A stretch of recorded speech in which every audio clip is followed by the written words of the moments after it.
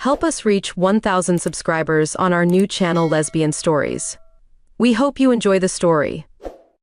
The kitchen was my sanctuary until she walked in. That Tuesday evening, sweat beading on my forehead as I masterfully plated another signature dish at La Maison d'Or, my sous chef Marcus burst through the swinging doors, face pale as our imported Italian marble countertops. "Chef, Savannah Pierce is here." His words hit like a blast from the blast chiller.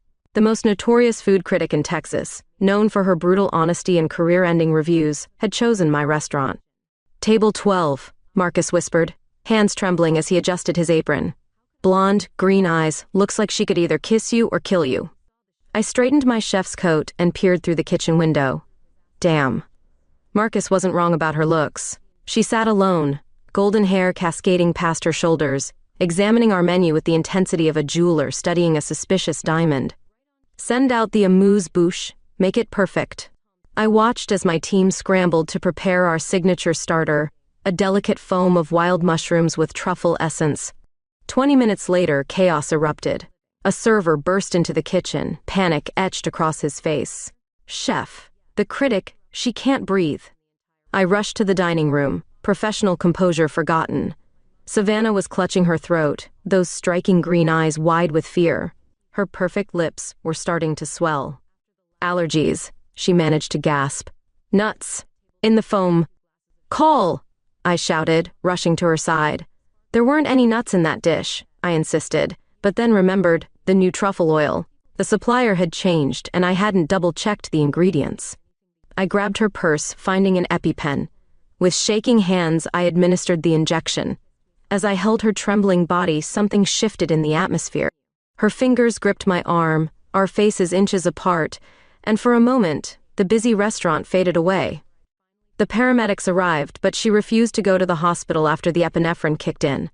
"I'm fine now," she insisted, color returning to her cheeks. "But we need to talk, Chef Evans." I sat with her for an hour after the dinner service died down, apologizing profusely. She listened, those mesmerizing eyes never leaving mine, occasionally running a finger along the stem of her water glass, in a way that made my chest tight. "You know I have to write about this," she finally said, her voice softer than I expected. "I know." My restaurant's reputation was probably finished, but strangely, that wasn't what occupied my thoughts. Instead, I couldn't stop noticing how her hair caught the candlelight, or the way her accent had a slight southern lilt when she was relaxed. "But," she added, reaching across the table to touch my hand, sending an unexpected shiver down my spine, "I also have to write about how the chef personally saved my life. And maybe." She smiled, a hint of mischief in those green eyes. "We could discuss other menu options. Over dinner? Somewhere else, obviously." I found myself nodding before my brain could process what was happening. As she left, her business card burning a hole in my pocket, I realized my sanctuary had been invaded, not just by a critic, but by something far more dangerous to my carefully ordered world. 2 weeks after the EpiPen incident, I was staring at Savannah's review on my tablet, coffee growing cold beside me. The headline alone made my stomach churn. "Near-fatal oversight at La Maison d'Or raises serious questions." The review wasn't entirely damning. She'd praised my technique, the restaurant's ambiance, and even called me passionately dedicated. But the allergic reaction dominated the piece. Our reservation numbers plummeted overnight. "Chef, you need to see this," Marcus said, sliding his phone across the prep table. An email from Rising Star Network, wanting me to compete in their new cooking show, Kitchen Revolution. The prize, $250,000 in seed money for a new restaurant venture. "They're calling it Redemption Television," Marcus grinned. "Perfect timing, right?" I was about to decline when another email popped up from Savannah. We'd been texting casually since that night, but this was different. "Heard about Rising Star's offer. I'm one of the judges. Don't you dare say no." My heart did something strange, the same flutter I'd felt when she'd touched my hand that night. I'd been trying to ignore it, to focus on damage control at the restaurant. But now? The producer, Nina Chen, arrived the next day, all sharp angles and sharper smile. "We love drama, Chef Evans." A prestigious restaurant's reputation in tatters, a near-tragic accident, and the critic responsible for exposing it all? Gold. Responsible? I bristled. It was my mistake. Even better, humility. But here's the twist. Nina leaned forward, lowering her voice. "We want Savannah as more than just a judge. We want you two to work together in the final challenge." I nearly choked on my espresso. "Work with her?" "The chemistry between you two during that dinner service. Our advance team noticed it. The tension, the way you looked at each other." Nina's smile turned knowing. "Unless there's some reason you can't work closely with Miss Pierce?" "No," I said too quickly, feeling heat rise to my cheeks. "No reason." That evening, I found myself at Savannah's door, bottle of wine in hand. She opened it wearing yoga pants and an oversized sweater, looking impossibly more attractive than in her professional attire. "Let me guess, Nina got to you?" She smiled, stepping aside to let me in. Her apartment smelled like vanilla, and something else I couldn't place. "Did you know about this partnership idea?" "Found out this morning." She poured us wine, her fingers brushing mine as she handed me a glass. "Scared to work with the critic who almost died in your restaurant?" "Scared isn't the word." I took a large sip. "Confused, maybe, about a lot of things." Savannah moved closer, her expression softening. "Like what?" Before I could answer, my phone buzzed, a text from Nina with the contract attached. "Sign by midnight or we go with our backup chef." "You should do it," Savannah said softly. "Your food deserves to be seen, and maybe," she paused, those green eyes meeting mine, "maybe we both need to shake things up a bit." I signed the contract right there on our coffee table, trying to ignore how my heart raced when she leaned over my shoulder to read it, her hair brushing against my cheek. As I left her apartment that night, I couldn't shake the feeling that I'd just signed up for more than just a cooking show. The next morning, Nina called with one last detail she'd forgotten to mention. Filming started tomorrow, and the show's tagline, "Love is the secret ingredient." What the hell had I gotten myself into? The studio lights were hotter than my kitchen during a Saturday rush. I stood at my assigned cooking station, hyper-aware of Savannah watching from the judges' panel. She wore a fitted blazer that made her look like she'd stepped out of a fashion magazine, and I couldn't stop stealing glances. "Today's challenge," Nina announced to the cameras, "is all about adaptation. Each chef must recreate their signature dish to accommodate common food allergies." My stomach dropped. Of course, the other contestants whispered and stared. They'd all read Savannah's review. I caught her eye, and she gave me a subtle wink that made my hands tremble as I reached for my knives. The cameras followed me obsessively as I worked, the producer clearly hoping for another disaster. Instead, they captured something else entirely. Every time I looked up, Savannah was watching me with an intensity that made my cheeks flush. "Time's up," Nina called. The judges made their rounds, but when Savannah approached my station, the air changed. "You've modified your mushroom foam," she noted, leaning closer than necessary. Her perfume was intoxicating. "No nut-based oils this time," I managed. "I used a technique I've been developing, for you." The words slipped out before I could stop them. The camera zoomed in as she tasted my dish, her eyes closing briefly. The small sound of pleasure she made sent shivers down my spine. The other judges disappeared into background noise. That evening, after filming wrapped, Savannah found me in the prep kitchen. "That technique you mentioned," she said, hopping onto a clean counter. "Show me?" We spent hours experimenting with alternative ingredients, working closer than necessary. Her hand would brush mine reaching for herbs, or she'd lean against my back to peer into a pot. Each contact felt electric. "You're different here," she observed, sampling a sauce from my fingertip. "More relaxed than in your restaurant." "Maybe it's the company," I replied, surprising myself with my boldness. The next day's challenge involved paired cooking. Nina, with her impeccable sense for drama, partnered me with Savannah for a demonstration. "The key to adaptation," Savannah explained to the cameras, standing so close I could feel her body heat, "is understanding your diner's needs intimately." We moved around each other like we'd been cooking together for years. When she reached past me for the salt, her hand rested on my lower back, lingering longer than necessary. The kitchen felt even hotter than before. Then came the moment that would change everything. We were plating our final dish when Savannah gasped, "Madeline, freeze." She reached up, slowly pulling a tiny leaf from my hair. The movement brought our faces inches apart. The cameras were rolling, capturing every second as we stood there, breathing the same air, neither of us moving away. "Basil," she whispered, but didn't lower her hand from my cheek. Someone dropped a pan in the background, shattering the moment. We jumped apart, but the damage was done. I caught Nina's delighted expression behind the cameras. She'd gotten exactly what she wanted. That night, my phone lit up with a text from Savannah. "They're calling us Kitchen's hottest new couple on social media." I stared at the message for a long time, my heart racing. Finally, I typed back, "Are they wrong?" 3 dots appeared, disappeared, appeared again. Just as her response started coming through, Nina called. Tomorrow's challenge would be romance in the kitchen, and Savannah and I would be the focus. "The audience is obsessed with your chemistry," Nina gushed. "We're changing the whole show format to focus on it." I ended the call and looked back at Savannah's text. "Come over, we should talk about this in person." My hands shook as I grabbed my keys. Whatever happened next would definitely not be just for the cameras. Savannah's apartment felt different at night. The city lights filtered through her windows, casting everything in a soft glow. She'd changed into that oversized sweater I couldn't stop thinking about. "The internet's going crazy," she said, showing me her phone. #KitchenCrush was trending, with clips of our moment replaying endlessly. "Your hair had never looked better," she teased. "I've never." I started, then stopped. "This is all new to me." She set down her phone. "The show or both?" My voice was barely a whisper. "All of it." The next morning, social media exploded with speculation. Fan accounts analyzed every glance, every accidental touch. Someone had even compiled a slow-motion video of all our interactions, set to romantic music. "The viewers are invested," Nina declared during our production meeting. "We're shifting focus. The cooking competition is now secondary to your story."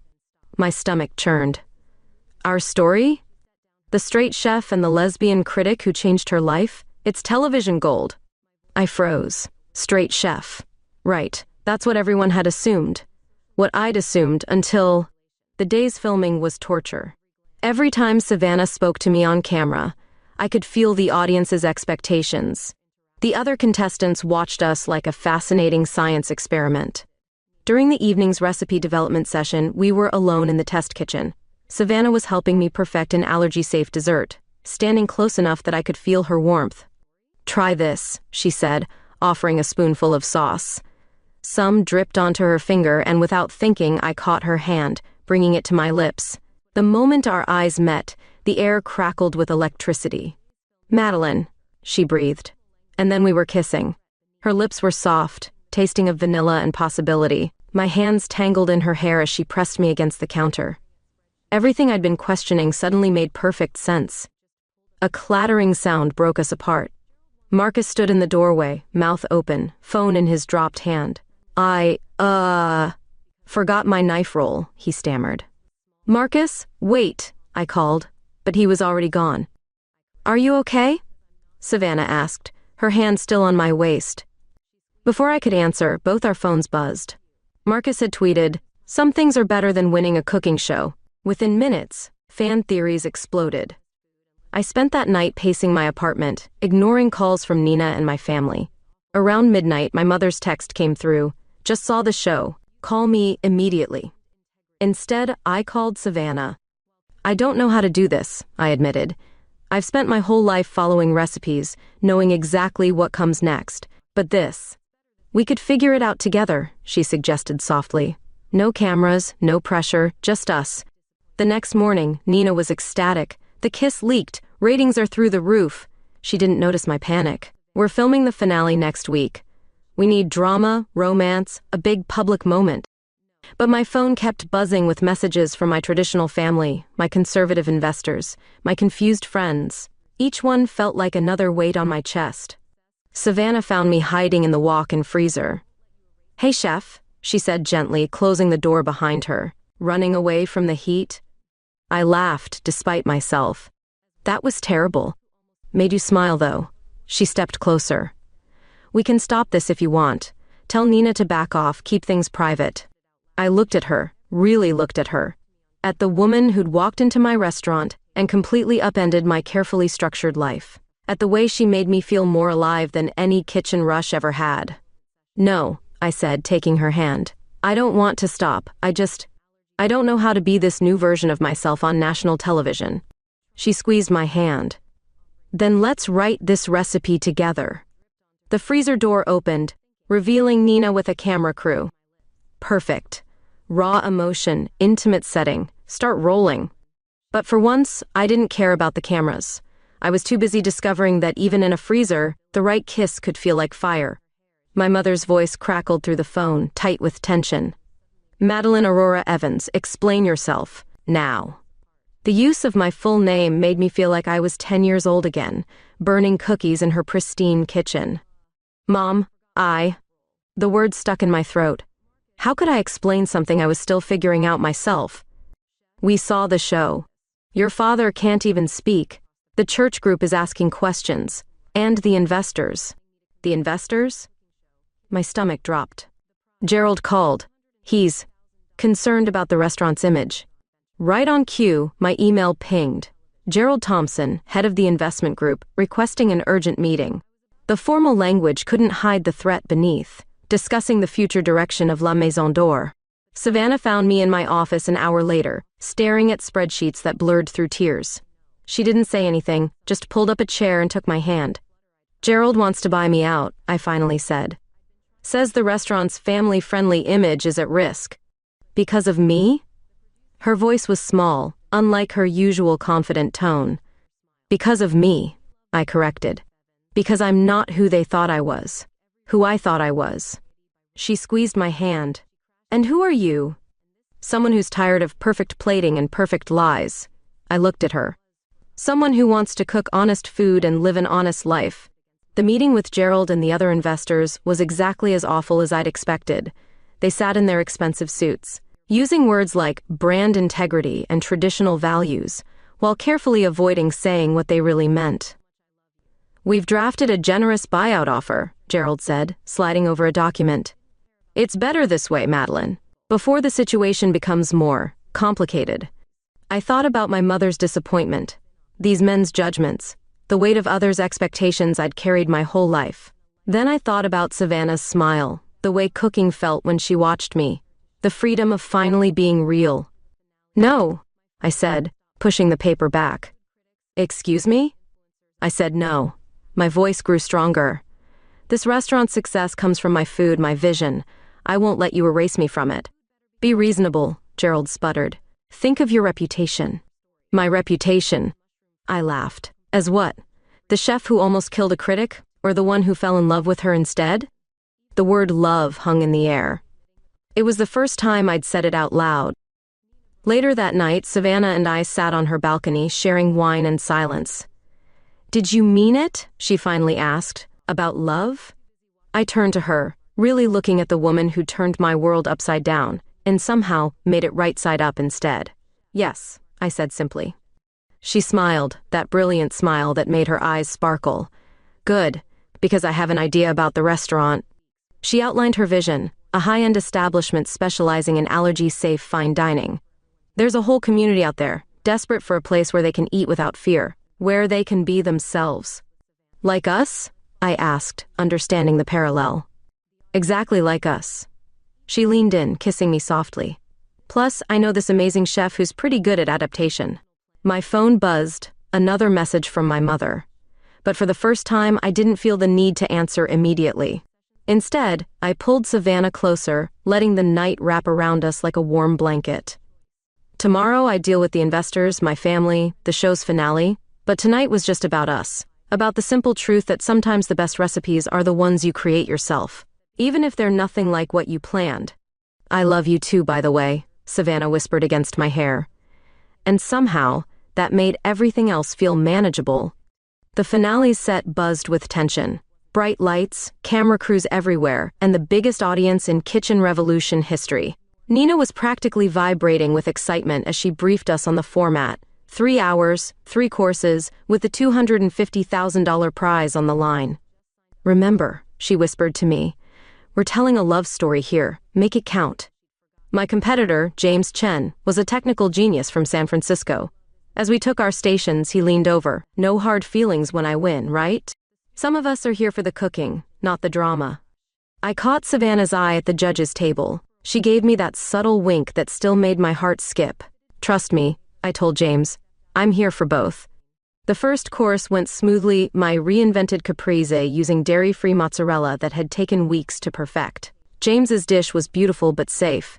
The judges' scores put us neck and neck.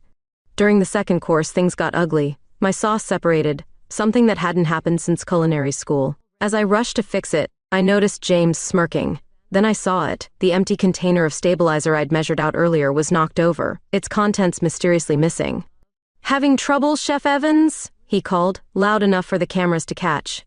Savannah stood up from the judge's table, her face stormy, but I caught her eye and shook my head slightly. I had a better idea.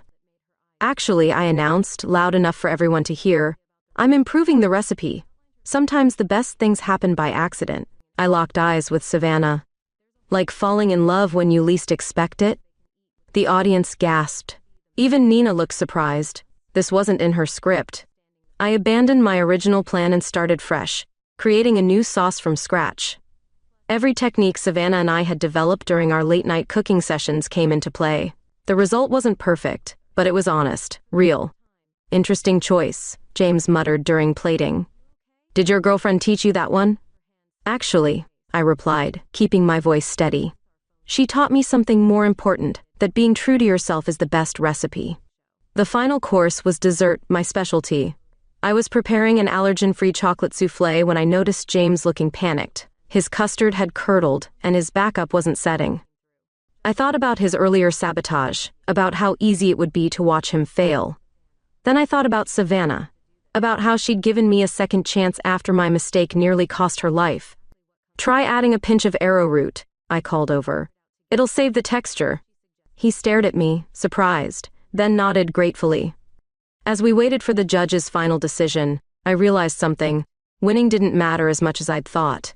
I'd already won something more important. But then Nina stepped forward with the envelope. "The winner of Kitchen Revolution and $250,000 is..." The pause felt endless. Savannah was gripping her pen so hard it looked ready to snap. "Chef Madeline Evans." The studio erupted. James shook my hand, whispering, "I'm sorry about the sauce, you deserved this." But I wasn't listening. I was watching Savannah break every rule of judging propriety by running toward me. She crashed into my arms, and this time, when we kissed, it wasn't for the cameras or the ratings. It was for us. "I have a confession," she whispered against my lips. "I voted for James." I laughed. "Of course you did. Can't have people saying you're biased?" "Oh, I'm completely biased," she grinned. "But only about important things, like how much I love you."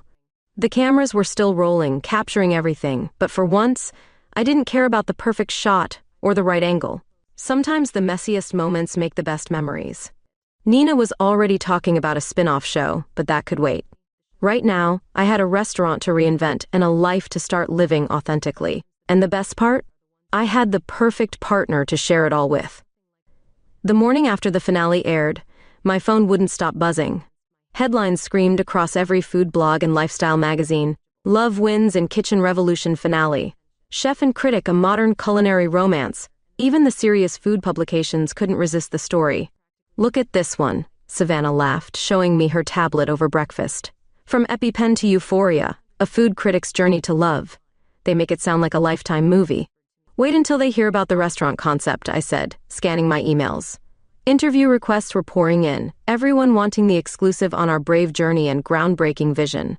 Then came the less pleasant headlines. Conservative food blogs questioned whether I could maintain standards while distracted by personal matters. Some regular customers publicly declared they'd never return to La Maison d'Or. An old culinary school classmate gave an interview about how I'd changed. "Changed?" Savannah snorted. "You're still the same perfectionist who measures vanilla extract to the drop." "But now I measure it while kissing you," I pointed out, demonstrating my point until we nearly burned the toast. The paparazzi discovered my apartment that afternoon. They caught us leaving hand in hand, and by evening the photos were everywhere. My mother called, not about the pictures, but about a local newspaper article. "They interviewed Gerald," she said quietly. "He said things, Madeline, unkind things." I found the article online. Gerald had painted me as unstable, claiming my sudden lifestyle change reflected poorly on my judgment as a chef and business owner. The comment section was worse. Savannah found me in the kitchen at midnight, stress baking my third batch of macarons. Without a word, she took the piping bag from my hands and pulled me close. "Remember our first kiss in the test kitchen?" she murmured. "That was real. This is real. The rest is just noise." But the noise got louder. A former girlfriend of Savannah's sold a story to a tabloid, claiming our relationship had started during her last review of my restaurant, before the allergic reaction. The implication was clear. We'd faked the whole drama for publicity. "That's ridiculous," I fumed. "I didn't even know I was." I stopped, still sometimes stumbling over the words. "Gay?" Savannah supplied gently. "In love with me? A complete disaster in the kitchen when I wear that blue dress?" "All of the above," I admitted, pulling her closer. The media circus reached its peak when a competing restaurant alleged we'd staged the allergic reaction for the show. Savannah was furious. She wanted to sue, but I had a better idea. We invited every major food writer in Texas to a special dinner. The menu featured dishes inspired by our story, including a completely reimagined version of the foam that had started it all. Each course came with a card explaining its significance to our journey. "This isn't just about love," I told the assembled press. "It's about authenticity. In cooking and in life." The reviews were unanimous. The food spoke for itself. Even Gerald had to admit, when cornered by reporters, that the new menu was innovative. That night, after the last reporter left, Savannah and I sat in the empty restaurant. "You know what this place needs?" she said, looking around thoughtfully. "A name that reflects its new identity." "I was thinking about that," I admitted. "How does pure sound? Because it's about honest food, honest love. Honest everything," she finished, pulling me into a kiss that promised many more headlines to come. Later, scrolling through the day's coverage, I found a comment that made me smile. Finally, someone had written, "A love story that doesn't leave anyone out." Also, "Where can I get that dairy-free chocolate soufflé recipe?" Savannah read it over my shoulder. "Should we tell them the secret ingredient?" I turned to kiss her.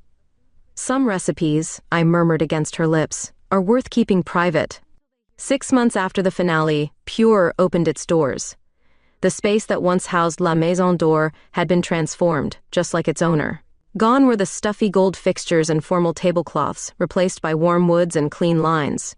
Every table had a small card listing common allergens and a promise, "Everyone belongs here." The night before our grand opening, Savannah and I stood in the empty restaurant. "Remember when you almost killed me in this very spot?" she teased, pointing to table 12. Technically, it was table 8. And as I recall, you lived to write quite a review. "Best mistake of my life," she said, pulling me close. The opening night was chaos in the best way. Food critics, social media influencers, and regular diners packed the house. My mother came, bringing my father who, after months of silence, hugged me and simply said, "The food better be good." It was better than good.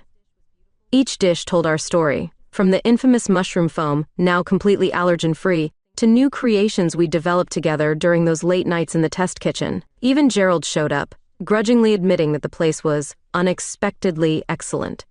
Nina brought a camera crew, of course.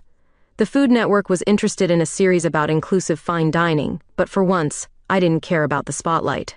I was too busy watching Savannah charm our guests, her food critic persona softened by genuine passion for what we'd created.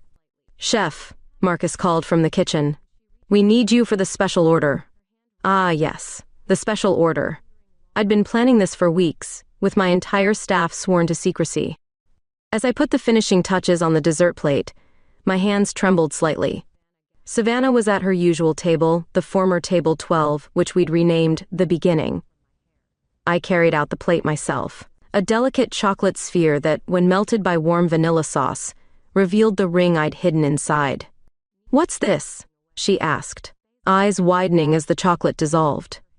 "A new recipe," I said, kneeling beside her, "for the rest of our lives." The restaurant fell silent. Someone, probably Nina, was definitely filming, but I couldn't take my eyes off Savannah's face.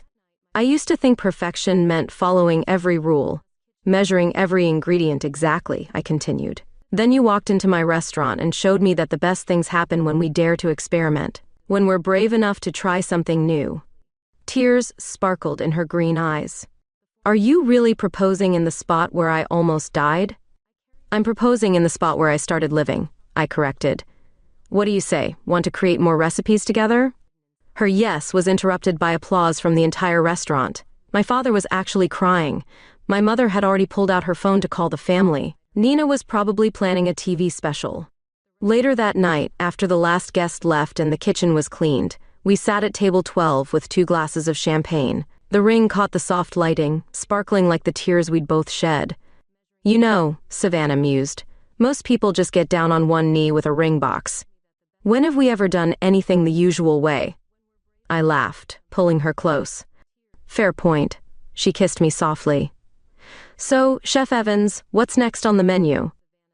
I looked around our restaurant, at the space we'd created where everyone could feel safe and welcomed, at the kitchen where I'd finally found my true voice, at the woman who'd changed everything by simply being herself. I was thinking, I said, maybe it's time to write our own cookbook. Pure love, recipes for an authentic life. Sounds perfect, she smiled. As long as we include a warning label, side effects may include unexpected happiness and spontaneous kitchen kisses. Deal, I agreed, sealing it with a kiss that tasted like possibility, like freedom, like the sweetest dessert I'd ever created. And there, in the very spot where our story began, we started writing our next chapter, together, unscripted, and absolutely deliciously real.